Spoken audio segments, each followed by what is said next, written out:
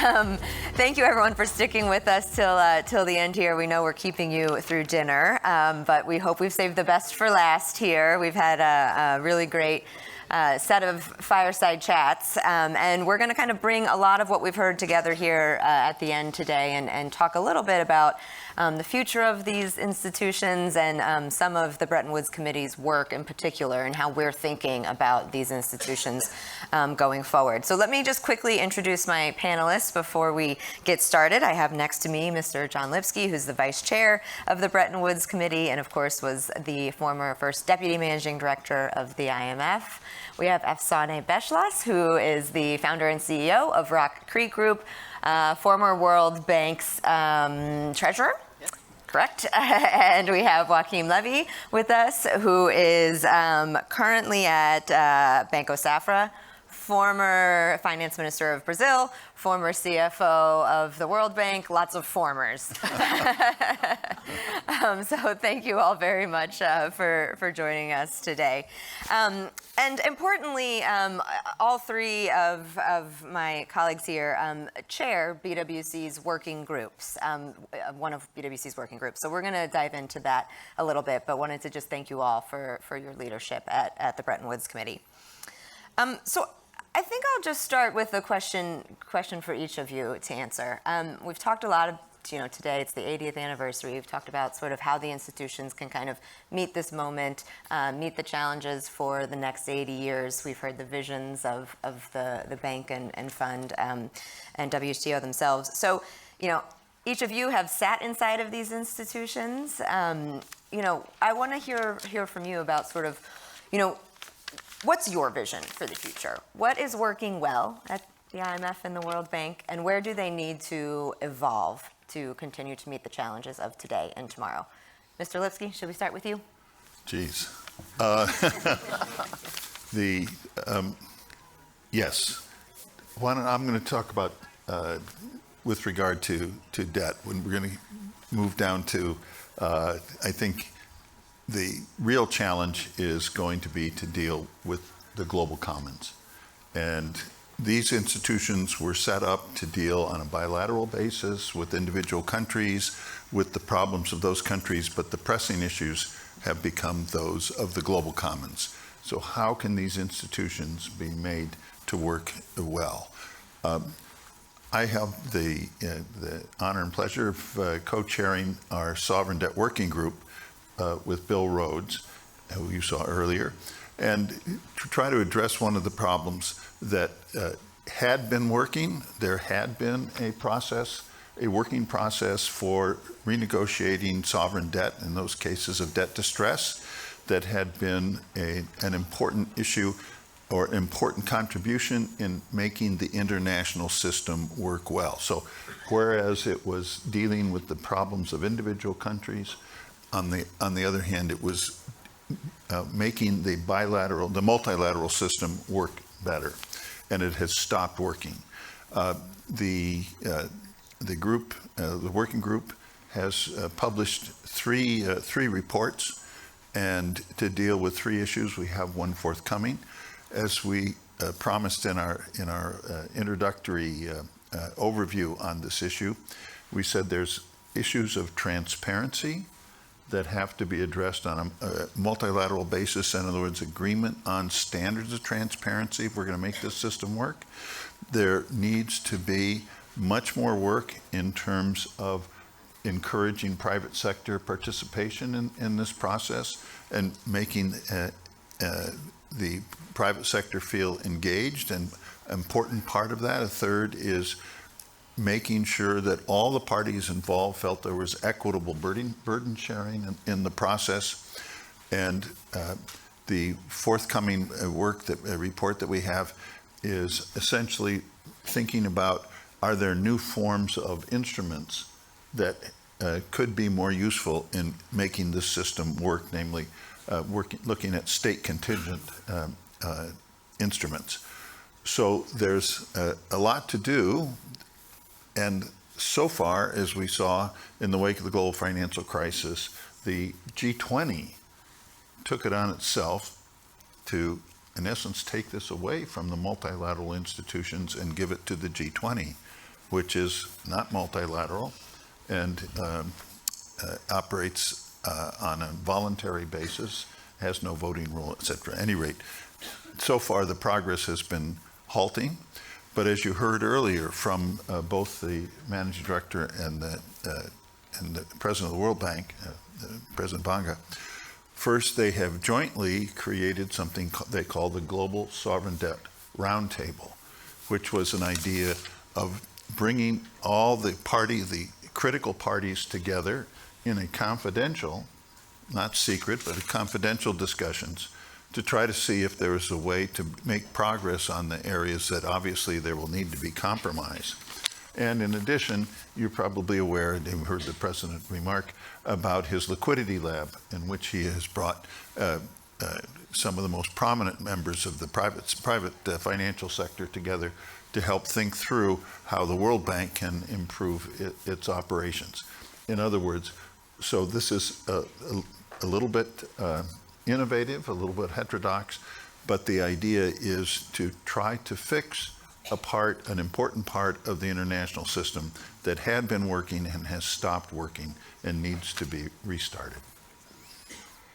Maybe picking up on some of the private sector theme. I mean, Afsaneh, you spend a lot of time thinking about this. How do you see the institutions evolving in terms of meeting the challenges and especially bringing in the private sector? So I completely agree with what John just said, as I always do. and I'll just say a few additional words. I think 2 or 3 things have happened. When I joined the World Bank, if we were lending then, I won't tell you which year, that's too much confidential information. It was maybe, $30, $40 billion, and that was a very large share of the flows that were going into emerging markets.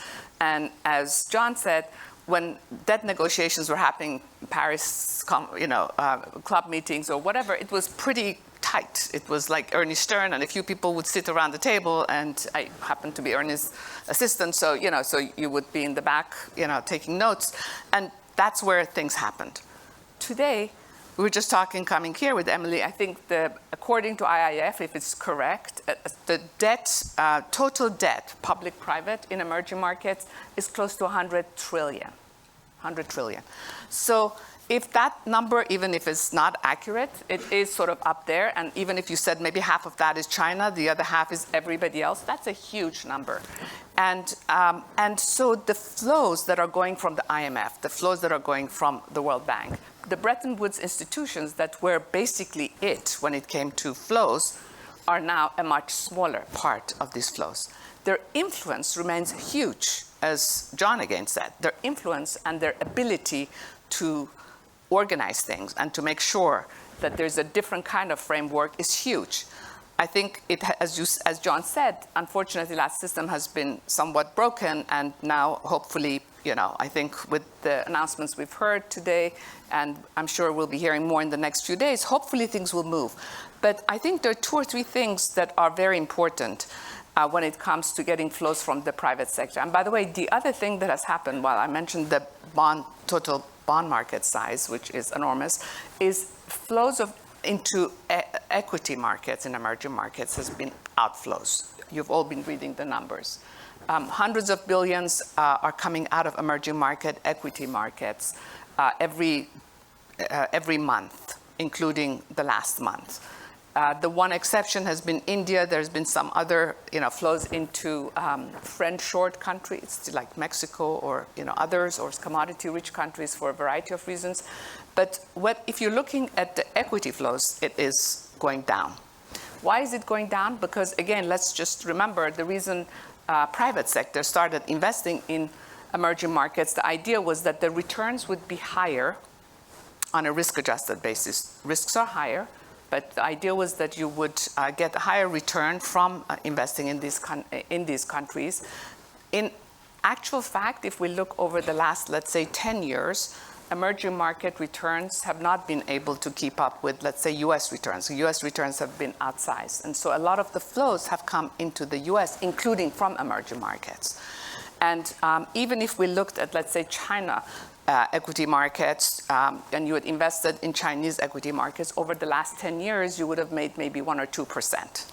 If you had invested in India, closer to 9-10%. Again, if you had looked 10 years ago, I think we would not have expected these numbers. So what does that mean for the next 10 years, the next 20 years? If the equity markets at a time where things were in some ways better, were so low, what will emerging market equities be like? And so how can you get private sector to come in when it has been flowing, when funds have been flowing out of these countries? Bond markets are open. They seem to be more vibrant. But I think what is important is what John said. The role of the World Bank and the IMF and other sister institutions is even more important today.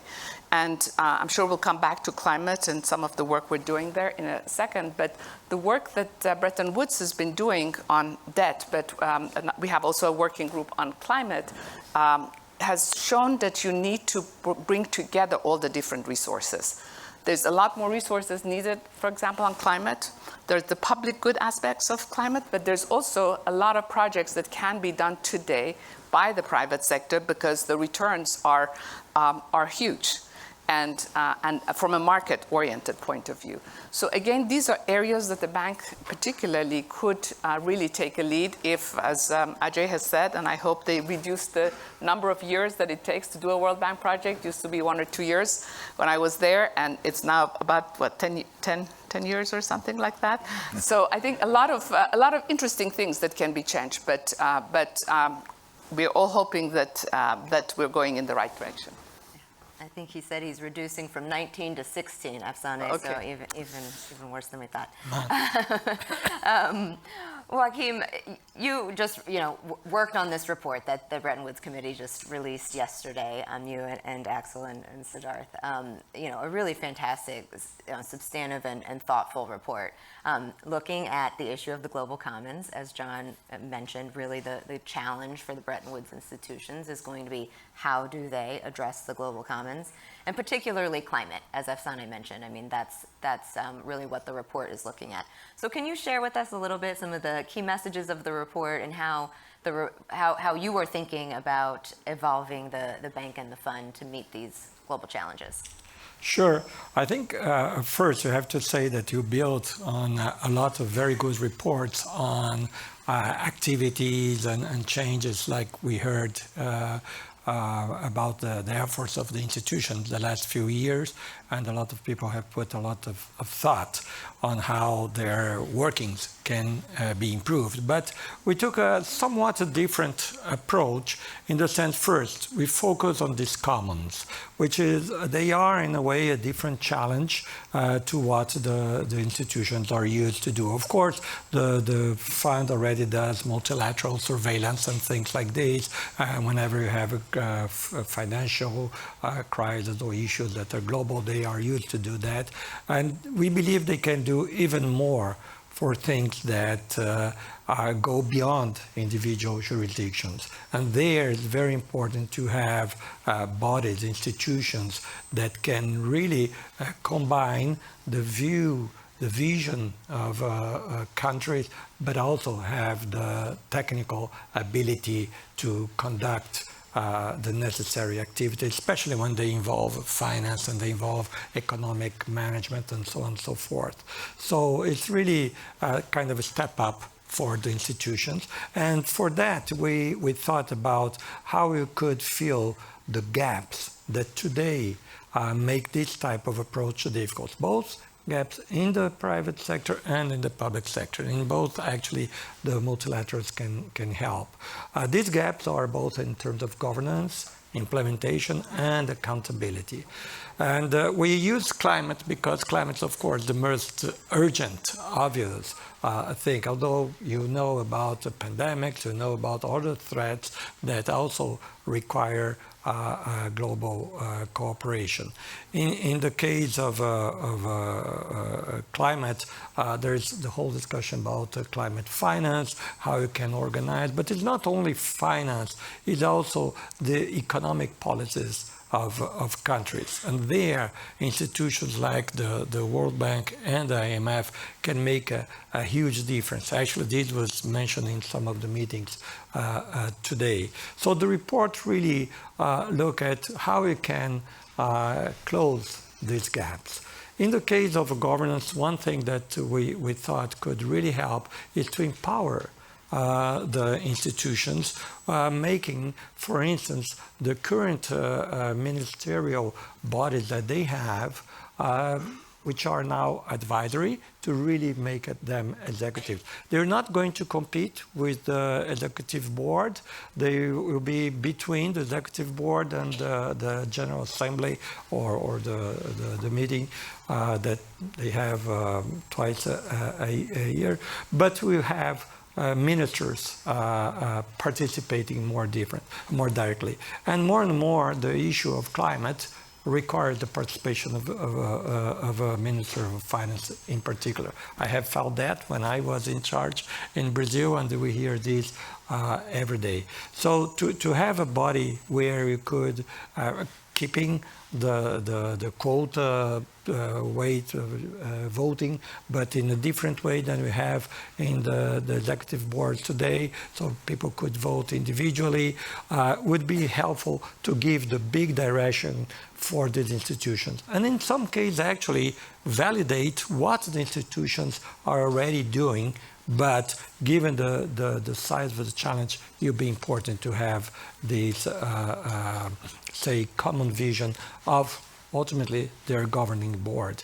In terms of the implementation, there are many things that you can talk about it, but certainly increase the surveillance, increasing the narrative of the impact of climate, like Kristalina mentioned, will be ever more important. And also, this for advanced economy as well as for developing economies, and there also the World Bank can help, particularly in the case of adaptation, where public money will be increasingly important.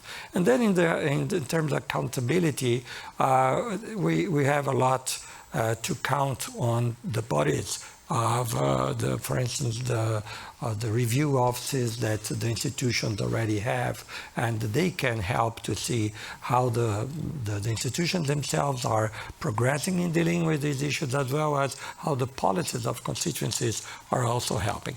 But I think a very important part of the discussion is what can you see with regard to the private sector. And here we take again a somewhat different view. We are not concerned with the flows that were just mentioned, which are very important, but also perhaps the bigger picture, which involves also all the companies in advanced economies, in large developing countries and so on. We all know that these companies ultimately are the source of most of the emissions, either when in their production process or by the things that they produce and sell, and then when they're consumed generate emissions. And here we think that there is a lot to gain if you get more transparency on, say, the footprint of companies everywhere. And we know there is already a movement that started with Mark Carney, almost a decade ago. But if we can incorporate this in the surveillance work, for instance, of the IMF, then we're also going to get much more clarity on where these companies are going, what they're going to do to reduce their footprint, and what kind of capex, what kind of investments they're going to do. And this will help the multilateral institutions also to guide the countries, including developing countries, on how to take advantage of that, how to participate in this process. So it's not only about, investment country A, country B, but this overall endeavor that will result in actual reduction of emissions. And then, of course, there are two other items that are certainly very much global and common. One that was mentioned in a few of the of the sessions before, which is everything that has to do with carbon credits. And these go and carbon taxes and the analysis of the impact of both instruments. And this goes very much together with the disclosure of emissions. Okay, so they really work together, and if you can mobilize, say, the Bretton Woods Institutions to help to develop for instance, carbon markets is very important, as well as the focus, for instance, in phasing out coal, which is certainly a global endeavor, has a huge impact. We're talking about maybe 25, a third of total emissions, 25 to a third of total emissions come from coal. And this has enormous impact on the economies of countries that do use coal. So it has to be addressed in a much higher level. So this is giving an example of the challenges of private sector, advanced as well, developing countries, and the way to get the multilateral institutions to really helping to address these issues goes to a large extent on how also we improve the governance of the institutions. We can give them the tools and the focus to help to coordinate global efforts to achieve this. We know there are a lot of other institutions that are involved, but I think first, when you talk about real planned organization, you need institutions with staff, and you're not going to create new institutions. We don't have time for that. Even if they're created, it will take a long time for them to gear up. So to use the Bretton Woods, as well as the regional development banks, to address that, but with clear mandates, would be extremely powerful. Thank you, Joaquim, and I really hope everyone has a chance to read the report and at least the op-ed that came out, because the ideas in there are, I think, really strong. And this governance one is one that I think we, need to really pay attention to. And I'd like to turn to John on that a little bit, because we've heard throughout the day some of the pitfalls maybe of consensus-based models, of other types of models. And you were at the fund when there have been attempts at these ministerial level councils before.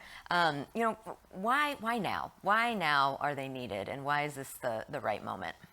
Well, first of all, we have to realize, take a step back and think about which international institutions are designed to be active and effective.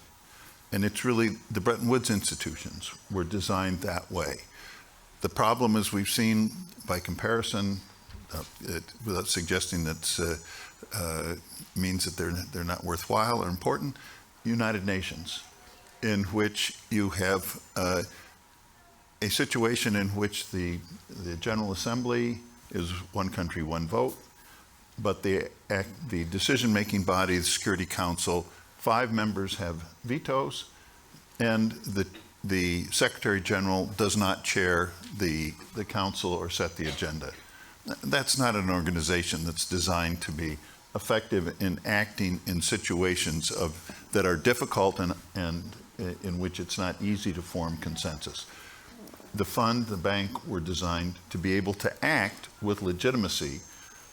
They're multilateral, treaty-based, and with a strong executive and strong staff. They're designed to be able to act. Now, when it comes to difficult issues that are broad-based, cross-cutting, like the global financial crisis, what you find is that the Board of Governors is actually quite diffuse body, politically powerful, but diffuse. On the other hand, the executive board, which meets daily, is very close to the action, is in fact focused on essentially day-to-day action and lacks the political punch of it's made up of folks who don't have the political impact of ministers. The IMFC, in the semi-equivalent in the World Bank, the Development Committee, which is it's more complicated, but take the IMFC, is an advisory body. And we've actually had the experience of, dare I say it, members of the executive board saying, when you say, well, the IMFC said this, they said, well, that's just an advisory body. My thought was, yeah, but it's your boss's boss's boss. Maybe you should pay attention. But you found out that surprisingly, the attitude is the mountains are high and the emperor is far away. And so it seemed to us that you needed to be able to take essentially the IMFC, a ministerial body that has legitimacy in a voting rule, and make it able to take decisions. Now, I won't get into, you can please read the report and see that the suggested ministerial council has some subtleties in terms of voting, but the important thing is that we need to create, it seemed to us at the time, at the global financial crisis, we needed to create a body that could have political punch and take decisions. And even in situations in which there wasn't a consensus. People may forget this, we got that close to getting it done. The problem, IMFC operates by consensus, and it took one chair to say, nope. And that was the end of that. But it seems to me that once again, dealing now with issues of the global commons, and we can take climate first, it's time to create that kind of a body that can take action and be effective at the right level of engagement and activity with real political force. And a bit more inclusive, I think, to Joaquim's point, right? Because the voting is per quota, but individually, not per constituency. So it does give a bit more voice to countries as well. Exactly. Afsaneh, maybe just turning to you, I see the clock, we're running out of time, and I know everyone is hungry, so we'll try to wrap up here. We have a solution. Yeah, the food is waiting.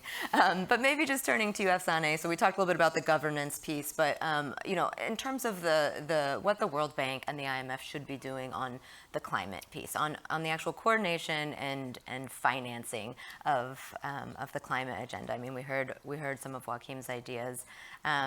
Tell us what you're thinking about in terms of the reports that you've put out and some of your ideas. I think the reports that the climate working team has been has put out and is about to put out very consistent with what Joaquim just said, and also the points that John made, which is if you had not got the Bretton Woods institutions, you would create what we have. So that's not the question. The question is, how do you use them, as John was just talking about.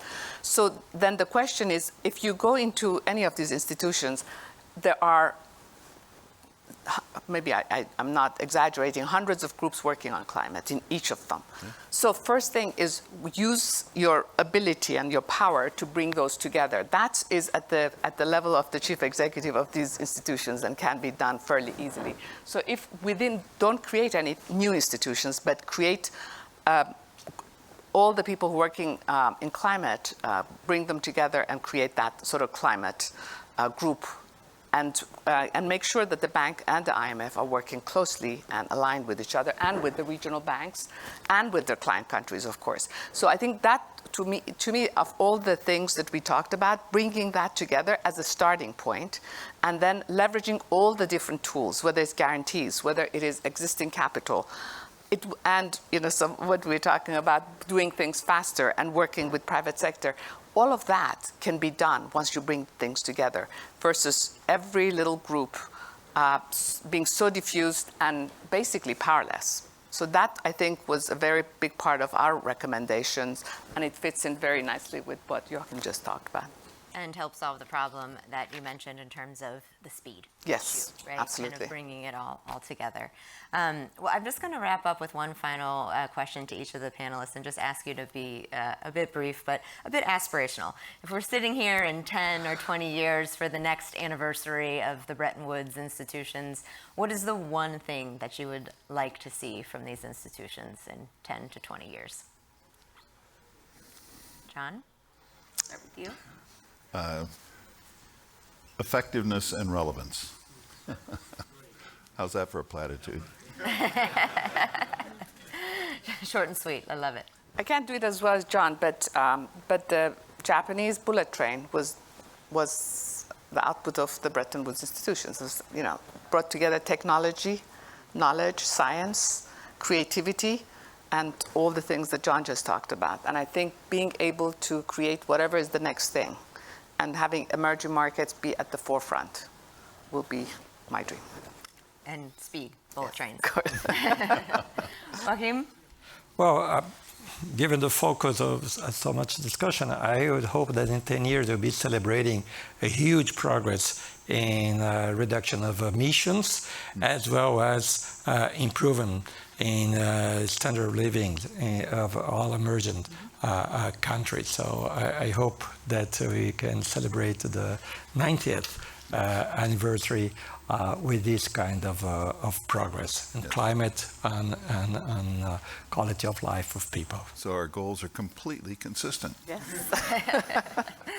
Well, I promised the panelists and everyone in the room I would get us out on time, and I think I'm just about there. So we're going to end it here. We do have a reception waiting out in the hall for us, so I want to invite everyone to join us for some food and drink out there. Thank you for sticking with us through the evening. I thought it was a wonderful agenda, wonderful day of conversations, and please join me in thanking the panelists.